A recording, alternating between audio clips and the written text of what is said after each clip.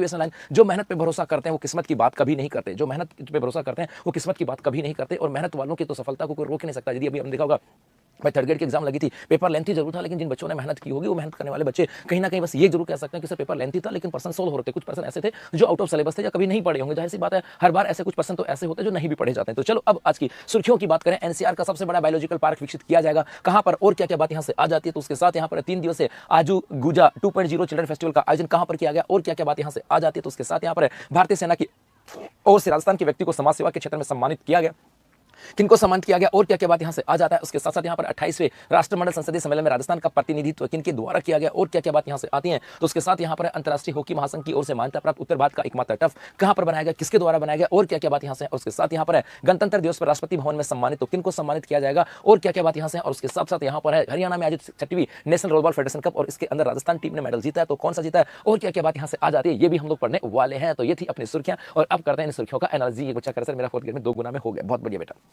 चलो आ जाओ, अब करते हैं सेशन की शुरुआत। पहला प्रश्न है एनसीआर का सबसे बड़ा बायोलॉजिकल पार्क कहां विकसित किया जाएगा। तो एनसीआर का सबसे बड़ा जो बायोलॉजिकल पार्क है ये विकसित किया जाएगा आपके अलवर के अंदर। ऑप्शन बी जो होगा ये इसका सही जवाब है। सबसे पहले तो मैं बात करता हूं कि गुरुजी एनसीआर की, एनसीआर का मतलब क्या है। एनसीआर का मतलब होता है आपके national capital region, national capital region की बात करें, अर्थात इसको ये भी कहा जाता है, इसको कहा जाता है राष्ट्रीय राजधानी क्षेत्र। हिंदी की बात करें तो इसको हम लोग बोलते हैं राष्ट्रीय राजधानी क्षेत्र, राष्ट्रीय राजधानी क्षेत्र के रूप में इसको जाना जाता है। ठीक है साहब। दूसरा गुरुजी काम क्या करता है, तो बेटा बेसिकली क्या था कि दिल्ली की यदि मैं बात करूं, ये एनसीआर है क्या, ये एनसीआर का मतलब चीजें बता दूं। एनसीआर का मतलब है आपके दिल्ली और दिल्ली के आसपास का क्षेत्र, दिल्ली प्लस उसके आसपास का जो क्षेत्र आता है ना, आसपास का क्षेत्र, उसको शामिल किया जाता है। बेसिकली हुआ क्या था कि 1951 के बाद से दिल्ली के आसपास बहुत तेजी से वहां पे जनसंख्या के अंदर ग्रोथ हुई थी, और जब जनसंख्या के अंदर ग्रोथ हुई थी तो लोग चारों तरफ फैलने लगे थे, और दिल्ली के ऊपर बहुत तगड़े वाला दबाव आ गया था कि उस जनसंख्या को कैसे कंट्रोल किया जाए। जनसंख्या को कंट्रोल करने का मतलब नहीं कि भाई वहां पे नसबंदी कर दे, यहाँ पे जनसंख्या कंट्रोल करने का मतलब ये था कि कैसे उस जनसंख्या को कंट्रोल का मतलब है कैसे उनके अनुसार वहां पे चीजों को डेवलप की जाए। इसी के लिए हमारे यहाँ पर क्या किया गया था, इसी एनसीआर को लेकर के कि जो एनसीआर आता है, यदि हम इसके गठन की बात करें तो उसका गठन जो किया गया था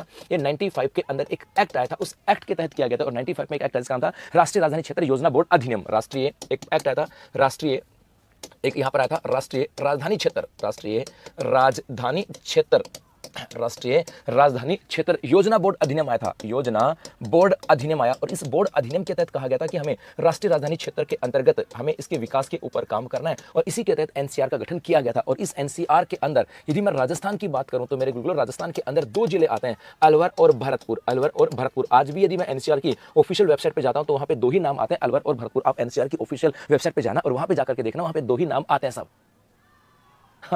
सर एआर की सही व्याख्या नहीं कर रहा है, अच्छा नहीं कर रहा है क्या, करा देंगे। जी हाँ, यदि आप भी एनसीआर की ऑफिशियल वेबसाइट पे जाकर के देखोगे तो वहां पर राजस्थान के 2 ही जिलों का नाम आता है, एक नाम आता है आपका अलवर का और एक नाम आता है आपके भरतपुर का। और यहाँ पे जब नाम आया है अलवर का, यहाँ पे नाम किसका आया, अलवर की बात करें तो इस अलवर के अंदर यहाँ पर किसकी बात की जा रही है, बायोलॉजिकल पार्क। वैसे आपको पता है इस अलवर की बात करें जब चीजें आई थी तो हमने खूब पढ़ा है। सरिस्का की बात करें कि सरिस्का अभ्यारण्य जो है ना ये यहाँ पर स्थित है, और इस सरिस्का अभ्यारण्य को लेकर के रीट में प्रश्न आया था, क्या सबने पढ़ा था, आया था भाई। तो सरिस्का अभ्यारण्य जिसकी स्थापना की बात करें, जिसकी स्थापना की गई थी आपके 1955 में इसकी स्थापना की गई थी। यहाँ पे 1978-79 के अंदर यहाँ पर आपकी शुरुआत की गई थी टाइगर परियोजना की, यहाँ पर आया था आपका टाइगर प्रोजेक्ट की शुरुआत यहाँ पर की गई थी। और यहाँ पर तो अब आपके क्या लाए गए हैं, भालू भी लाए गए हैं, भालू भी लाए गए हैं। और यहीं पर आपके आ जाता है राजमाता, यहीं पे थी आपके राजमाता जिसका नाम था ST2 का स्टेचू की बात करें, ये भी आपके यहाँ पे लगाया गया था। तो इसी अलवर के अंदर यदि हम यहाँ पर बायोलॉजिकल पार्क की बात करें या वन्य जीव की बात करें तो यहाँ पर आपके वन्य जीव की दृष्टि से एक तो इसी अलवर के अंदर आपका आ जाता है सरिस्का की बात करें। और अब इसी अलवर के अंदर, अब समझना बात को, इसी अलवर के अंदर एक घोषणा की गई, इसी अलवर के अंदर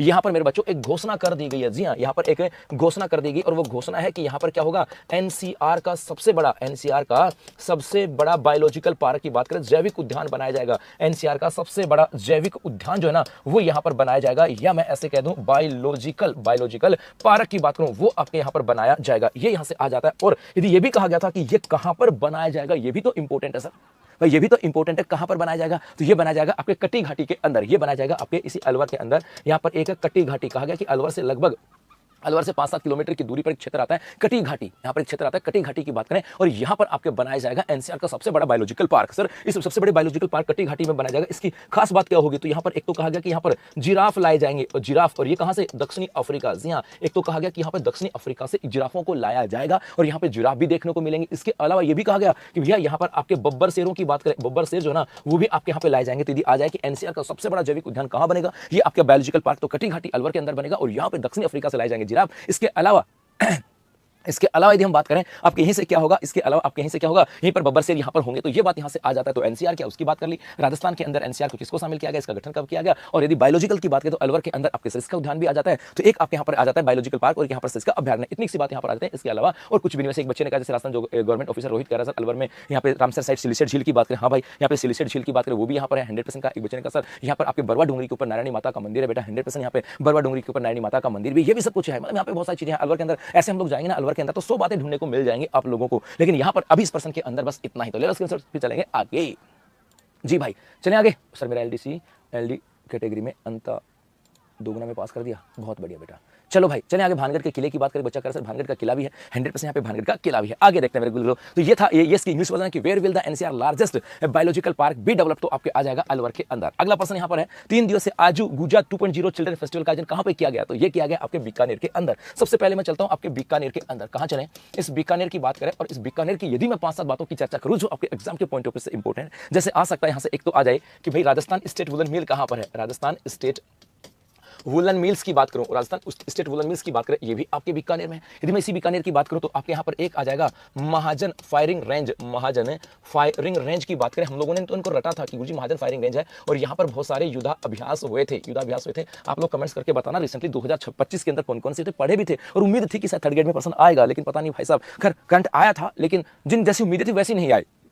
उम्मीदें थी 20-22% आएंगे, आए थे 8-10% आए थे और 80% तो अच्छे थे, लेकिन आने चाहिए थे और भी ज्यादा, ऐसे नहीं आने चाहिए थे। खैर जो भी हो गया अच्छी बात है। लेकिन अब देखते हैं यहाँ से तो महाजन फायरिंग रेंज की बात करें, यहाँ पर युद्धाभ्यास की बात की जाती है। इसके अलावा इसी बीकानेर की बात करें, यहाँ पर प्रतिवर्ष आपके ऊंट महोत्सव का आयोजन भी किया जाता है और इस बार भी ऊंट महोत्सव का आयोजन किया गया। कहाँ, कब, जनवरी वर्ष 2026 के अंदर आपके यहाँ पर ऊंट महोत्सव का आयोजन भी किया गया। तो इसी बीकानेर की बात करें, यहाँ पर बहुत सारी हवेलियां भी आ जाती है, बहुत सारी हवेलियां भी आ जाती हैं। और यहाँ पर पता है इस बार मैंने देखा था शायद थर्ड ग्रेड के अंदर साइंस वाले पेपर में था, कैसा कुछ था कि बीकानेर शहर के बारे में कुछ कहानी बताओ। अब भाई बीकानेर शहर के बारे में तो आज तक शायद ही कभी किसी ने पढ़ा होगा कि ये कहाँ पर बसा है, पहाड़ी क्षेत्र में बसा था, मतलब नहीं पढ़ा भाई, जाहिर सी बात है ना मैंने पढ़ा है, मुझे लगता नहीं कि साहब एसएसटी में नहीं है, मैंने पढ़ा था बिल्कुल। जी हाँ नहीं आया था बेटा जी। यहाँ पर आपका क्या हुआ था, ऊंट महोत्सव कब हुआ था, जनवरी 2026 में। और एग्जैक्ट डेट बताएं तो भाई, एग्जैक्ट डेट की बात करें तो 9 और 10 की बात करें तो ये हो जाएगा 9 और 10 की। इसके अलावा यहाँ पर कुछ हवेलियां हैं जो बीकानेर को अलग बनाती हैं, जैसे रामपुरिया की हवेलिया की बात करें, बछावता की बात करें, कोठारी की बात करें, सोपानी की बात करें, जैसे रामपुरिया हवेली, रामपुरिया हवेली की बात करें वो यहाँ पर आ जाएगी। बछावतों की बात करें, बछावतों की हवेली की बात करें, एक यहाँ पर आ जाएगी आपके जैसे कोठारी की, सोपानी की हवेली, कोठारी की हवेली की बात करें, सोपानी की हवेली की बात करें, सोपानी की हवेली की बात करें, ये आपके यहाँ से आ जाएगा। तो इसके अलावा इस बीकानेर के अंदर आपका एक किला भी तो है ना, दुर्ग भी तो है। और दुर्ग कौन सा भाई जी, जैसे बच्चे ने कहा गुरुजी यहाँ पे करणी माता का मंदिर भी है बेटा, यहाँ पर करणी माता का मंदिर है, 100% करणी माता का मंदिर है। और इसी करणी माता के मंदिर में यहाँ पर आपके मई 2025 के अंदर यहाँ पर पीएम द्वारा यात्रा भी की गई थी, पीएम द्वारा यहाँ पर यात्रा भी की गई थी। तो मेरे बच्चों यहीं पर आपके एक आ जाता है जूनागढ़ की बात करें, जूनागढ़ का किला, जूनागढ़ के किले की बात करें वो भी यहीं पर है। और इस जूनागढ़ के किले की बात करें, एक तो इसकी बात करें, इसको कहते हैं क्या है, जमीन का जेवर, इसको कहा क्या जाता है, जमीन के जेवर के रूप में इसको जाना जाता है, जमीन का जेवर और कुछ भी कहा जाता है। तो ये भी आप लोग मुझे कमेंट्स कर सकते हो सब जी, ये भी आप लोग मुझे कमेंट्स कर सकते हो जी, ये भी आप लोग मुझे कमेंट्स कर सकते हो। इसके अलावा यहीं पर आपके एक आ जाएगा किस पे, शेर पे सवार हाथी, शेर पे सवार गणेश जी का मंदिर की बात करें, गणेश जी का मंदिर की बात करें वो भी आपके यहाँ से आ जाता है साहब। तो चलो ये तो बहुत सारी बातें यहाँ से आ जाती हैं। अब थोड़ा सा युद्धाभ्यास की बात कर लेते हैं गुरुजी। यहाँ पर युद्धाभ्यास जी, यहाँ पर युद्धाभ्यास की बात करें गुरुजी, युद्धाभ्यास कौन कौन से हुए, तो यहाँ पर एक तो आ जाएगा साइक्लोन, एक तो कौन सा था, साइक्लोन 3 की बात करें जो कि किस किस के बीच में था, भारत और मिस्र के बीच में हुआ था, भारत और मिस्र के बीच में हुआ। अब ये नहीं कि पर्सन नहीं आया तो पढ़ना छोड़ दें, ऐसा तो नहीं कर सकते, पर्सन नहीं आया इसका, लेकिन फिर भी तो हमें पढ़ना तो पड़ेगा ना साहब। जी हाँ, एक यहाँ पर आ जाएगा अजय वॉरियर की बात करें, एक हो जाएगा आपके अजय वॉरियर की बात करें। जी हाँ, अजय वॉरियर की बात करें जो कि हुआ था आपके भारत और इंग्लैंड के बीच में हुआ था। यहीं पर आ जाएगा एक इंदर 2025 की बात करें, इंदर 2025 ये हुआ था भारत और रूस के मध्य इंदर की बात करें वो यहाँ पर आ जाएगा जी। इसके अलावा कुछ और भी था क्या भाई, बताओ दिखा यहाँ पर, जैसे कुछ बच्चों ने कहा सर 2D थार महोत्सव यहीं पे था जी, साडा तनसिक वो तो अलग हो जाएगा भाई। अजय वॉरियर की बात करें, मिस्र हो गया, अमोक फ्यूरी हो गया, है ना, धर्म गार्जियन नहीं बेटा, अभी एक और हुआ था, एक लास्ट में और पढ़ा था मैंने आपको, कौन सा पढ़ा था, एट द एंड जी, इंदर की बात करें, अजय वॉरियर की बात करें जी। इसके अलावा और था एक धर्म गार्जियन, अमोक फ्यूरी, साइक्लोन की बात करें, अभी कल परसों और हुआ था भारत और किसके बीच में, रूस के बीच में। इसके अलावा कुछ और भी था सब जी, ऐसी बहुत सारी बातें यहाँ से आ जाती हैं। अब इसी बीकानेर की बात करें इसी बीकानेर के अंदर यहाँ पर अभी हुआ आजू, यहीं पर हुआ आजू गुजा 2.0 चिल्ड्रन फेस्टिवल। ये हुआ था आपके चिल्ड्रन महोत्सव की बात करें, इस फेस्टिवल या महोत्सव का आयोजन किया गया, ये इंपॉर्टेंट है। आजू गुजा 2.0 चिल्ड्रन फेस्टिवल का आयोजन कहाँ पर हुआ, ये इंपॉर्टेंट है, पूछा जा सकता है सर, पूछा जा सकता है। अमोक फ्यूरी की बात करें, हो गया भाई। ये पूछा हरिमो की बात करें, जी हाँ हरिमो भी हुआ था ये जी। आजू गुजा की बात करें, ये यहाँ पर हुआ, और कब से कब, तो मेरे बच्चों याद रखना, ये 16 से लेकर के 18 जनवरी वर्ष 2026 को। और उसका उद्देश्य पूछा जाए कि गुरुजी इसका उद्देश्य क्या था, इसका उद्देश्य था जो आपके बालक है ना, बालक सशक्तिकरण की बात करें, सशक्तिकरण अर्थात बालकों के अंदर उनका मानसिक की बात करें, बालकों का मानसिक कह सकता हूं, बालकों के शारीरिक की बात कर सकता हूं, और बालकों का जो बौद्धिक विकास आता है, बालकों का बौद्धिक विकास कैसे किया जा सकता है, इसके ऊपर काम किया, अर्थात बालकों के मानसिक, शारीरिक और उनके बौद्धिक विकास के ऊपर काम किया गया है सर। जी हरिमो शक्ति था ना बेटा, हरिमो शक्ति। तो यहाँ पर आपके बीकानेर की बात करें, राजस्थान स्टेट वुलन मिल्स यहाँ पर, महाजन फायरिंग रेंज की बात करें, ये यहाँ पर हो जाएगा। ऊंट महोत्सव 9 और 10 जनवरी 2026 को यहाँ पर किया गया। हवेलियां यहाँ पर है, करनी माता का मंदिर यहाँ पर, जूनागढ़ के किले की बात करें वो यहाँ पर आ जाएगी। तो बहुत सारी यहाँ पर झीलें, आपकी झीलों की बात करें, झीलें आपके यहाँ से आ जाती हैं। इसके अलावा थार 2D एक साइकिलिंग रेस की बात करें, वो 2D थार महोत्सव की बात करें, वो आपके यहाँ से हुआ था। या जयमल सर की बात करें, जहाँ पर बालिका सैनिक स्कूल जो है ना, वो आपके यहाँ से आ जाएगी। इसके अलावा ऐसे बहुत सारी बीकानेर के अंदर आ जाते हैं, जैसे जिप्सम आपके उसके पोटास के भंडारों की बात करें, पोटास के भंडार वो आपके जिप्सम के अंदर मिले, तो पोटास के हैं। इसके अलावा यदि मैं जिप्सम की बात करें तो जिप्सम की जो खान है, जिप्सम की बात करें, वो आपके बीकानेर के अंदर इसका उत्पादन किया जाता है। ऐसे तो बहुत सारी बातें हैं जो आपको ध्यान में रखनी है साहब। जी ऐसी सब बातें आपको ध्यान में रखनी है। और इसी बीकानेर में अभी हुआ आजू गुजा 2.0 चिल्ड्रन महोत्सव का आयोजन 16 से लेकर के 18 जनवरी तक, और इसका उद्देश्य बच्चों का मानसिक, शारीरिक और बौद्धिक विकास करना, बस ये आपको ध्यान में रखना है, ठीक है। तो ले लो मेरे बच्चों स्क्रीनशॉट, चलते हैं आगे। जी भाई बढ़े आगे। केमल फेस्टिवल आया था क्या आज के में? ओके नहीं, ऐसे पर्सन तो आए थे, हो सकता है देखो करंट में तो पर्सन आए थे, हो सकता है कोई 1-2 पर्सन नहीं आया हो, या हो सकता है उसकी भाषा बदल दी हो, ऐसा हो सकता है। बाकी पर्सन तो आए थे, ऐसा नहीं कर सकते पर्सन नहीं आए।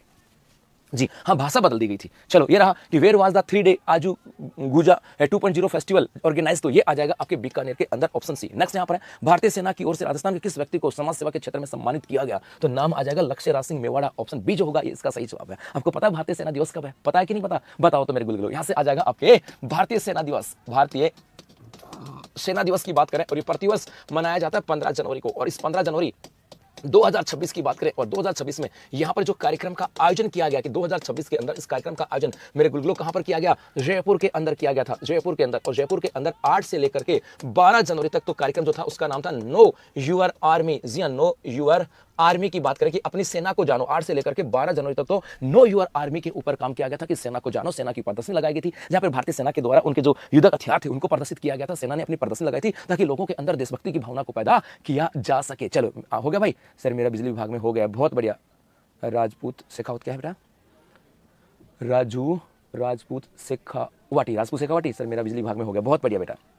जी चलो, इसके अलावा इसी जयपुर के अंदर यहां पर जो परेड हुई थी, यहीं पर हुई थी आपकी परेड, और परेड कब हुई थी, 15 जनवरी को। और इस परेड के ऊपर यदि मुख्य अतिथि की बात की जाए, मुख्य अतिथि तो मेरे गुरुलो मुख्य अतिथि थे आपके राजनाथ सिंह, मुख्य अतिथि थे राजनाथ सिंह। गुरुजी ये तो बात यहां से पूरी हो गई, अच्छी बात है साहब। लेकिन इसी भारतीय सेना के द्वारा, ये जो भारतीय सेना है इसके द्वारा सम्मानित किया गया, इसके द्वारा सम्मानित किया गया, और किसको, लक्ष्य राज सिंह मेवाड़ को, लक्ष्य राज सिंह मेवाड़ की बात करते हैं जी, इनको सम्मानित किया गया। अब आप सोच रहे होंगे गुरुजी लक्ष्य राज सिंह मेवाड़ को क्यों सम्मानित किया, ऐसा इन्होंने क्या किया था सेना के लिए कि भैया सेना के द्वारा इनको सम्मानित किया गया। तो मेरे बच्चों याद रखना, इनको इसलिए सम्मानित किया गया था कि कोरोना काल की बात करें, जी हां कोरोना काल में सेना के साथ थे, कोरोना काल में सेना की सेवा हेतु सेवा की बात के लिए तत्पर थे। अर्थात उन्होंने कहा था कि भाई कोरोना काल के अंदर कोरोना तो किसी को भी हो सकता है ना, ऐसा नहीं था कि भारतीय सेना के जवानों को कोरोना नहीं हुआ था। भारतीय सेना के जवानों ने, भारतीय सेना ने तो ये जो जवान थे उनको छुट्टी देनी बंद कर दी थी। जाहिर सी बात है डर लगता है, क्योंकि सेना जो है ना वो पीक पे होती है, और उस परिस्थिति में यदि सेना के साथ ऐसी घटना हो जाए तो फिर देश की एकता अखंडता की बात आती है। तो भारतीय सेना ने कहा कि छुट्टी नहीं जाओगे भाई, तो सैनिकों ने कहा नहीं सर हम कहीं नहीं जाएंगे, हम इस दौर के अंदर कठिन परिस्थितियों के अंदर भी यहाँ पर रहेंगे। लेकिन जब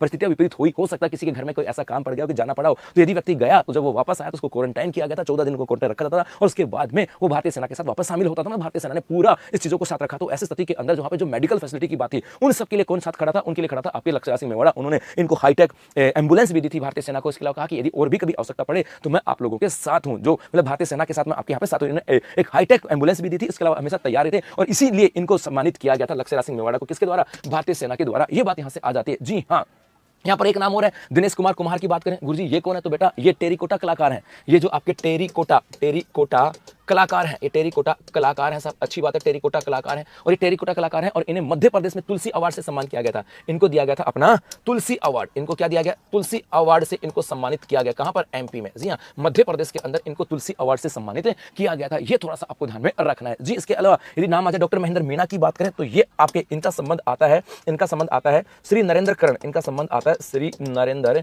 करण कृषि विश्वविद्यालय से संबंध आता है। और डॉक्टर महेंद्र मीणा की बात करें, इन्हें दिया गया था इनको दिया गया था राष्ट्रीय युवा पुरस्कार 2025। इनको दिया गया था आपके राष्ट्रीय युवा पुरस्कार 2025 से इनको सम्मान किया गया था डॉक्टर महेंद्र मीणा को। और पहले एग्रीकल्चर के साइंटिस्ट थे, कृषि वैज्ञानिक थे, जिनको दिया गया था राष्ट्रीय युवा पुरस्कार। बस इतनी सी बात है और कुछ भी नहीं सब। अब सर आप क्या पढ़े?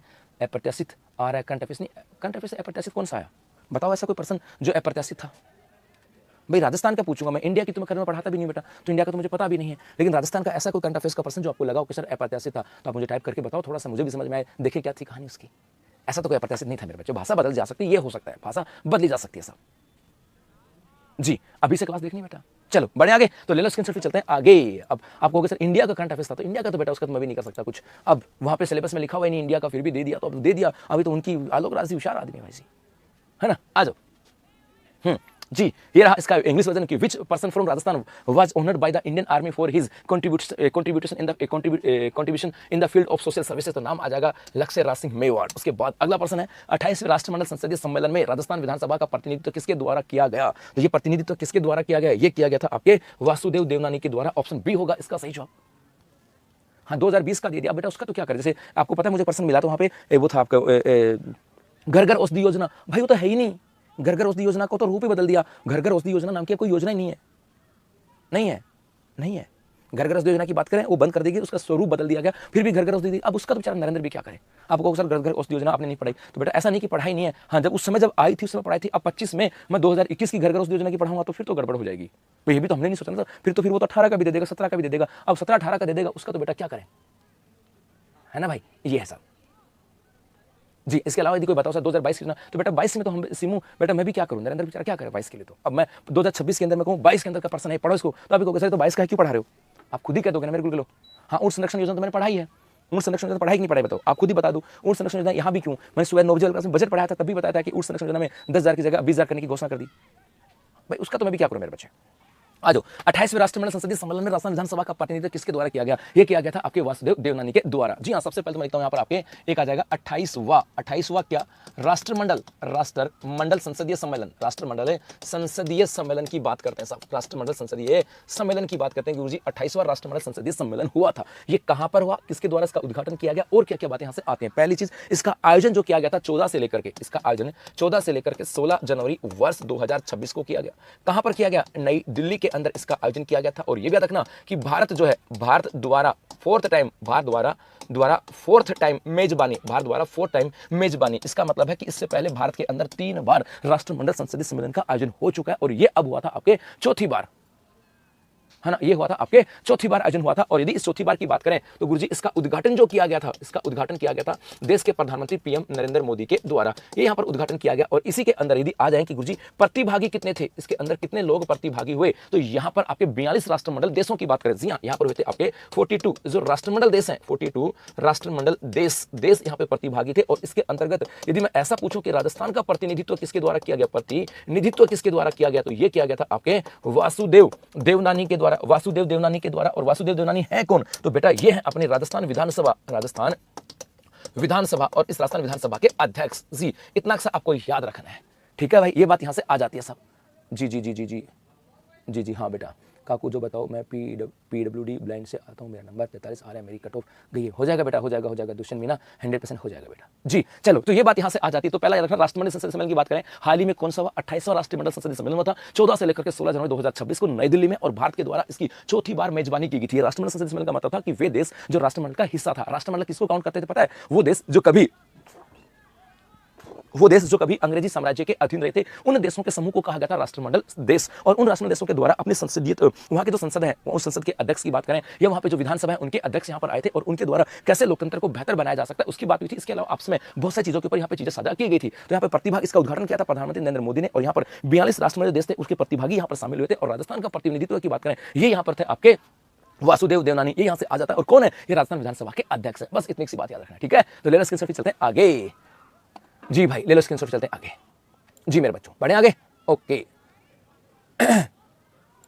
हाँ जी चलो आगे देखो मेरे बच्चों, ये रहा कि नई दिल्ली राजस्थान विधानसभा अध्यक्ष ने 28वें राष्ट्रमंडल संसद सम्मेलन में के उद्घाटन समारोह के अंदर लिया था भाग, और राष्ट्रमंडल के स्पीकर 17 जनवरी को आएंगे जयपुर। ये 14 से लेकर के 16 तारीख तक यहाँ पर कार्यक्रम हुआ, और उसके बाद में ये कहाँ पर आए, ये हमारे जयपुर के अंदर भी आए थे। जी हाँ, ये हमारे जयपुर के अंदर भी आए थे। और इसका इंग्लिश वर्जन है कि who represent the Rajasthan legislative assembly at the 28th Commonwealth parliamentary conference. तो नाम आ जाएगा वासुदेव देवनानी। अगला प्रश्न है, अंतरराष्ट्रीय हॉकी महासंघ की ओर से मान्यता प्राप्त उत्तर भारत का एकमात्र टर्फ राज्य के किस गांव में बनाया गया। यह बनाया गया आपके फूलिया कला गांव भीलवाड़ा के अंदर। ऑप्शन डी होगा इसका सही जवाब। जी अच्छा प्रश्न है, ये बहुत अच्छा प्रश्न है, हो सकता है आगने वाले एग्जाम में मिल जाए। पीडीएफ तो बेटा रोजाना मिलती है सब। सबसे पहले यहां से आता है अंतरराष्ट्रीय हॉकी महासंघ की बात करें, सबसे पहले आता है कि गुरुजी एक आपके है अंतरराष्ट्रीय हॉकी महासंघ। ये अंतरराष्ट्रीय हॉकी महासंघ काम क्या करता है, तो इसके द्वारा पूरे विश्व के अंदर जो अंतरराष्ट्रीय स्तर के ऊपर हॉकी के टूर्नामेंट होते हैं वो इसी के द्वारा आयोजित करवाए जाते हैं। तो अंतरराष्ट्रीय हॉकी महासंघ है। और यदि इसकी स्थापना की बात करें तो मेरे गुरुलो इसकी स्थापना हुई थी वर्ष 1924 के अंदर। और यदि इसके मुख्यालय की बात करें कि गुरुजी इसका मुख्यालय कहां पर है, तो इसका मुख्यालय जो है ये स्विट्जरलैंड के लोजेन में है। लाजेन की बात करें, लोजेन या लाजेन की बात करें, लाजेन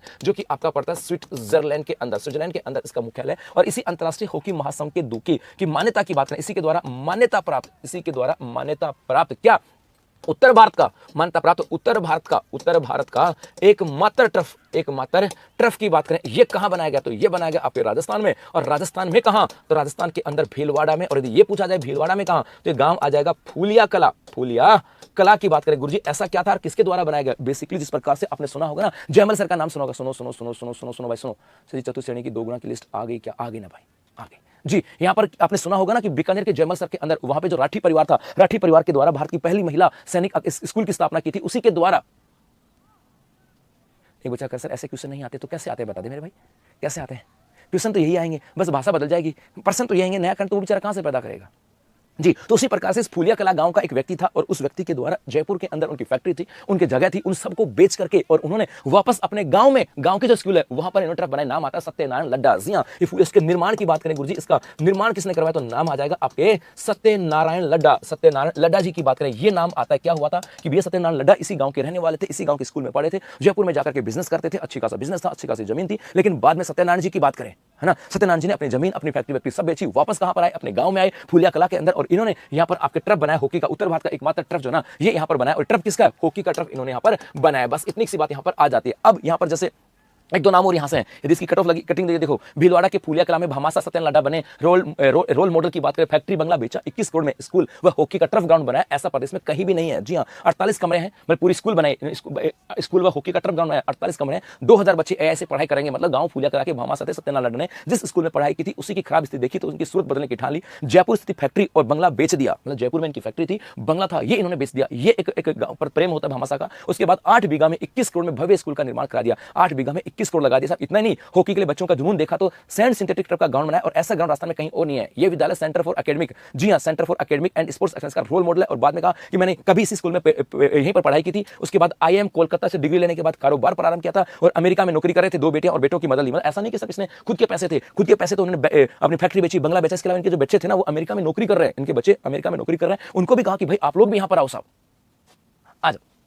तो ये था, तो ये सत्यनारायण लड्डा जी थे, उनके द्वारा यहाँ पर स्कूल बनाया गया और यहीं पे ट्रफ बनाया गया, जो उत्तर भारत का एकमात्र ट्रफ है जो कि अंतरराष्ट्रीय हॉकी महासंघ के द्वारा मान्यता प्राप्त है। तो ये चीजें अच्छे सा सर बताओ ना, बताएंगे कहीं, मैं भी घर बेच दूं सर, आप भी अपना घर बेच दो। यदि मेरे घर बेचने से बन जाए तो भाई मेरे घर की तो कीमत कुछ है ही नहीं भाई, छोटा सा है, मेरे पास क्या है। आपको क्या लगता है कि मुझे बहुत सारी सैलरी मिलती होगी? नहीं नहीं नहीं नहीं नहीं भाई, नहीं, मुझे बहुत सारी नहीं मिलती है। माँ भी, मतलब आपको लगता होगा कि मैं कोई पता नहीं कितना कमाता हूँ, नहीं मेरे भाई, नहीं नहीं नहीं, ऐसा नहीं है। और वो मुझे कई चीज़ें चुभती भी हैं, बहुत सारी चीज़ें चुभती हैं मुझे।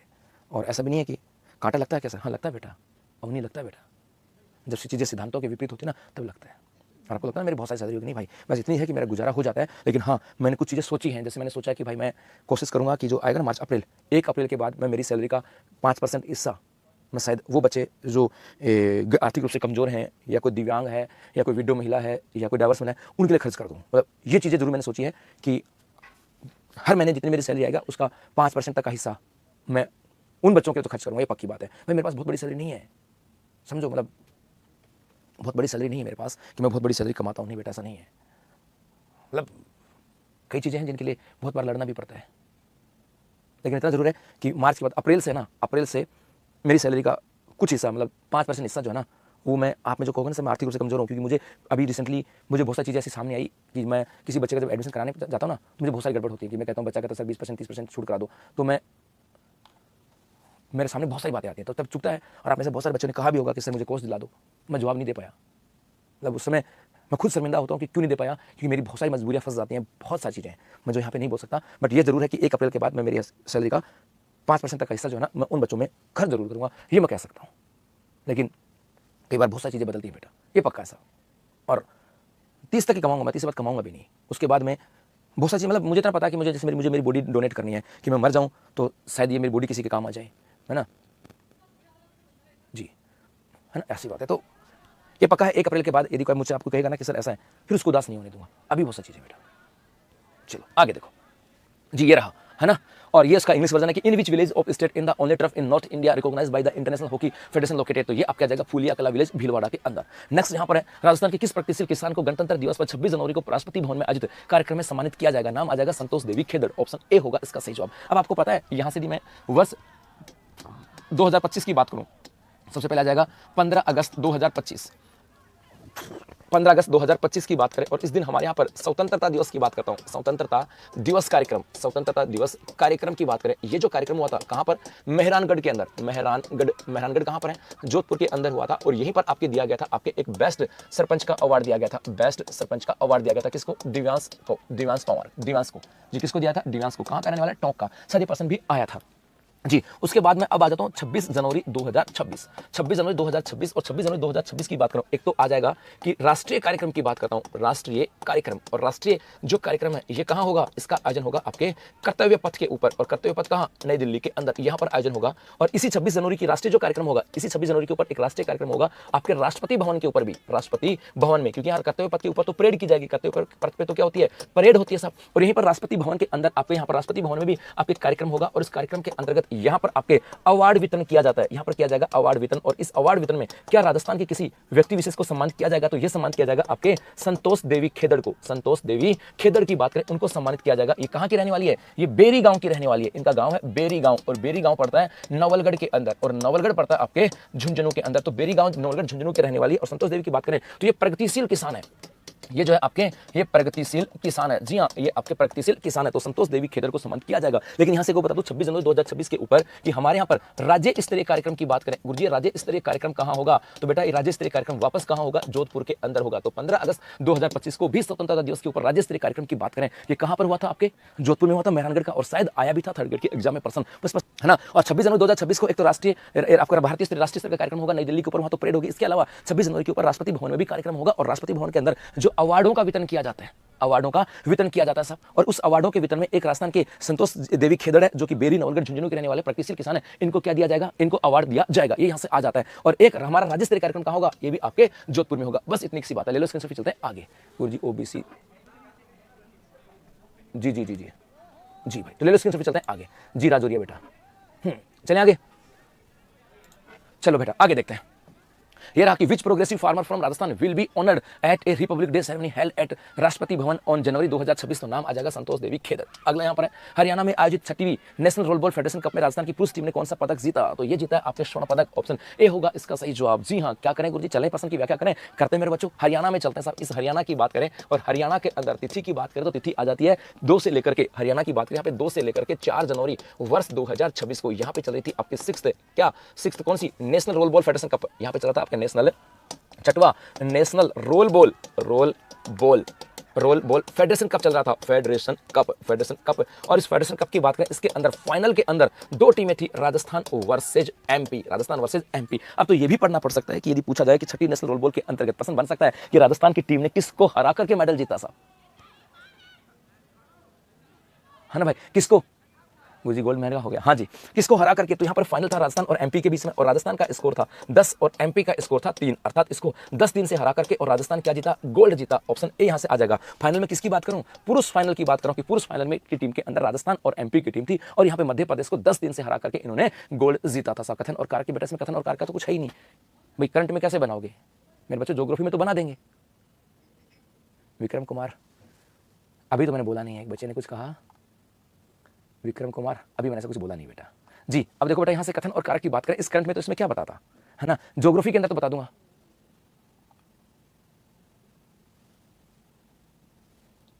नहीं धाकर जी, ऐसे डरता तो नहीं हूँ अभी। ये बच्चा काकर, आप जाट हो, जाट डरता नहीं, माननीय राष्ट्रपति ने भी सत्ता त्याग दी, आप क्यों डरते हो? नहीं डरने वाली बात नहीं है।